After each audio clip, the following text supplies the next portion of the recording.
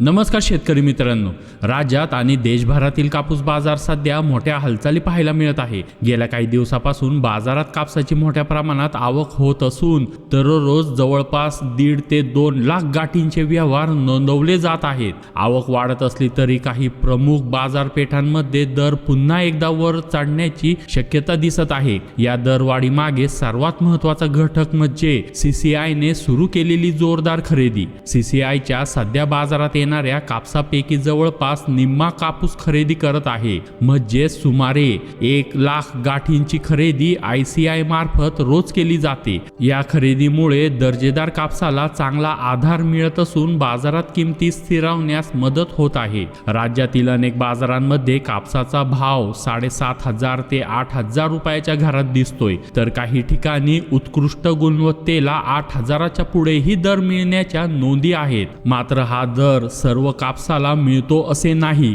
CCI ठराविक निकषांनुसारच खरेदी करते।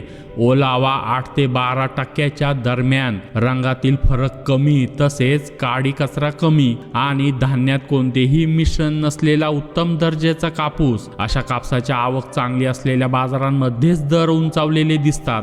जालना, अकोला, खामगाव, वणी, वर्धा, किल्ले, धारूर, बार्शी, टाकळी आणि सोनपेठ या बाजारांमध्ये आजही सरासरीपेक्षा चांगले भाव मिळत आहे। साधारण गुणवत्तेचा कापूस मात्र अद्याप 6,000 ते 7,200 रुपयाच्या घरातच विकला जातोय। त्यामुळे सोशल मीडियावर दिसणारे आज 8,000 मिळाले असे मेसेज सर्व कापसाला लागू होत नाहीत। कोणत्या कापसाला, कोणत्या दर्जाच्या, तसेच कोणत्या बाजारात हे तपासणे अत्यंत गरजेचे आहे। या दरांवर आणखी एक मोठा परिणाम करणारा मुद्दा म्हणजे कापसाची आयात।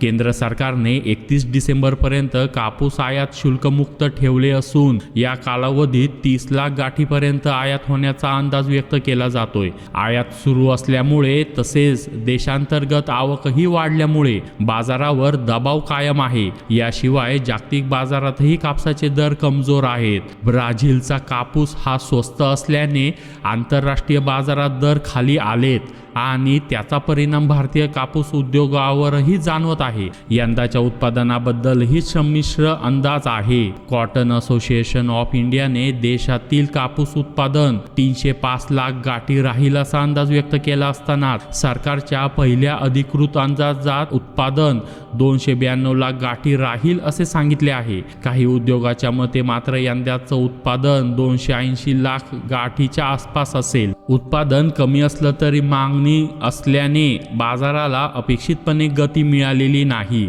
अशा परिस्थितीत शेतकऱ्यांनी विक्रीचं नियोजन काळजीपूर्वक करणे गरजेचे आहे।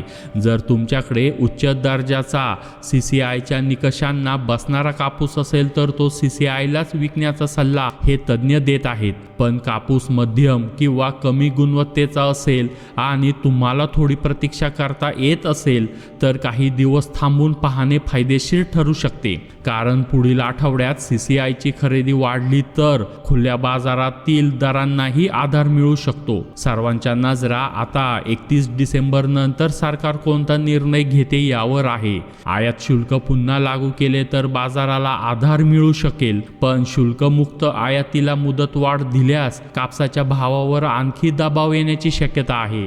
त्यामुळे पुढील काळात कापूस बाजारातील घडामोडी अत्यंत संवेदनशील राहतील। आम्ही पुढेही कापसाच्या बाजारभावातील तसेच सीसीआयच्या खरेदीवरील आणि आयातीवरील प्रत्येक महत्त्वाची माहिती तुमच्यापर्यंत वेळोवेळी पोहोचवत राहू। हा व्हिडिओ शेतकऱ्यांपर्यंत जास्तीत जास्त पोहोचवण्यासाठी लाईक आणि शेअर करायला विसरू नका। तसेच तुम्ही चॅनलवर नवीन असाल तर आत्ताच चॅनलला सबस्क्राईब करा आणि बेल आयकॉनवर क्लिक करा। धन्यवाद।